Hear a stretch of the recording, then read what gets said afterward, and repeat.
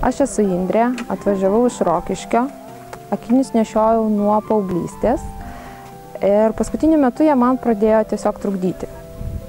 Ir labai susidomėjau, kaip akinių atsikratyti tiesiog pratimus, natūraliai, ir atradau šią stovyklą.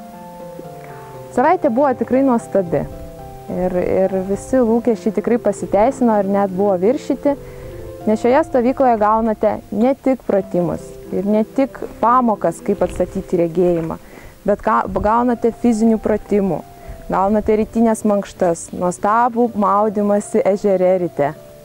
Gaunate profesionalių lektorių pamokas, sužinote tikrai labai daug informacijos, nes visa savaitė būna tikrai užimta ir galite pagerinti ne tik savo fizinę būklę, ne tik pagerinti savo akių būklę, bet ir emocinę. Nes mūsų akys nemato dėl to, kad mūsų emocijos būna labai blogos ir būna viskas tiesiog, mes būnam įsitempę. Tai šioje stovykloje pradedam daugiau šypsotis, pradedam atsipalaiduoti, susipažįstam su tikrai nuostabiais žmonėmis ir tiesiog puikiai praleidžiame laiką. Kokie stiprumo akiniai? Dešinė akis -1,5, o kairė -2. Dabar savaitę praleidot be akinių, užsidėjot juos ir visai nepatiko. Visai nepatiko? Nepatiko, ne, nes supratau, kad aš matau tiek, kiek man reikia, man to pilnai užtenka, o akiniai netgi varžo. Pasijaučiau laisvesnė be akinių.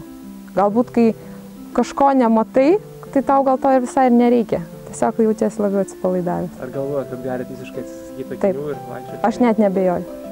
Tikrai žinau, kad man pavyks. To ir linkiu Jums. Ačiū. Ačiū labai, ačiū visai komandai. Ačiū.